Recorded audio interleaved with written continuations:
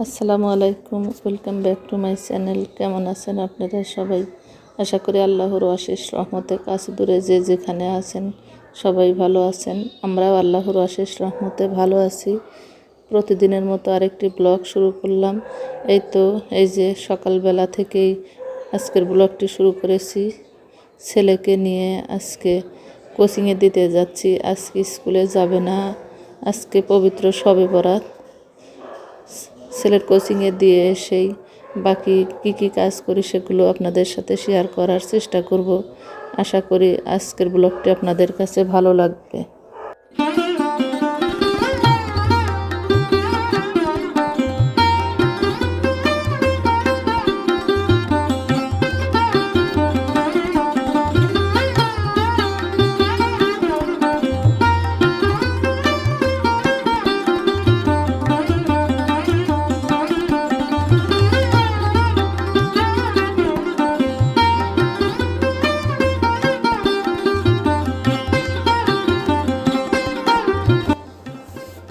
এই তো ছেলেকে কোচিংয়ে দিয়ে সেই রান্নাবান্না শুরু করে দিয়েছি। এখন প্রায় 10টা বেজে গিয়েছে। আজকে শবে বরাত। ছোটোবেলা থেকেই আমরা শবে বরাতে যেভাবে পালন করে আসি এখন সেভাবেই করার চেষ্টা করি। আসলে এটা হাদিসে নাই, তারপরেও করি। আসলে ওইটা মনে করে করা হয় না, এমনিতেই আগে থেকে করা হয়। এর জন্যই এখানে আমি হালুয়া বানিয়ে নিচ্ছি। গাজরের হালুয়া এখানে বানানো হচ্ছে, আর সুজির হালুয়া বানানো হবে। আর গত রাতে আমি বুটের হালুয়া বানিয়েছি। এগুলোই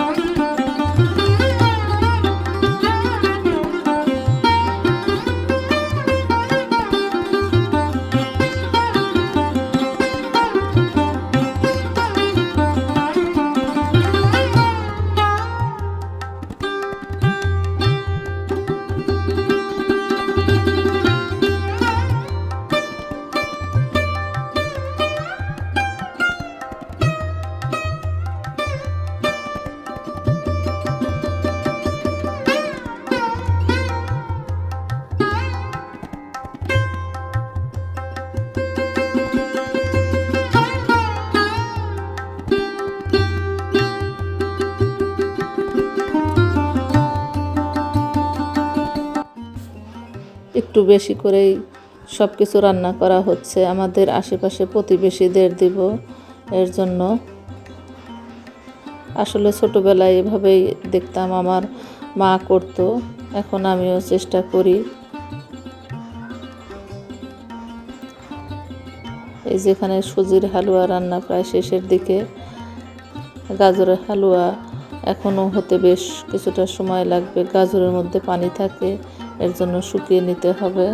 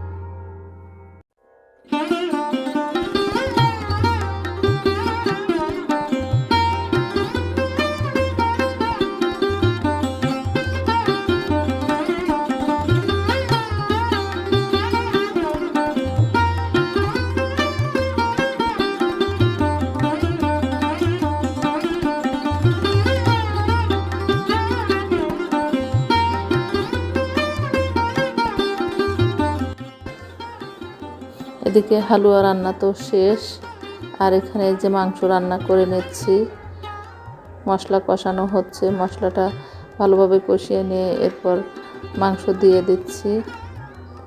মাংসটা কিছুক্ষণ ভালোভাবে কষিয়ে নিয়ে এরপর ঢাকনা দিয়ে ঢেকে দিয়ে রান্না করে নেব। তাড়াতাড়ি হয়ে যাবে যেহেতু রুটি বানাতে হবে।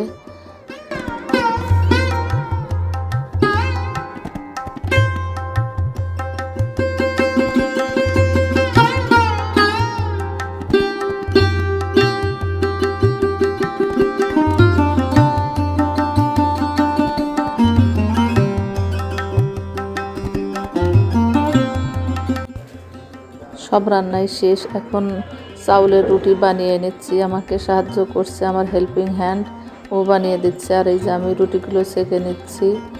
আশা করি আজকের ব্লগটি আপনাদের কাছে ভালো লেগেছে। আজকের মতো বিদায় নিচ্ছি। আল্লাহ হাফেজ, আসসালামু আলাইকুম।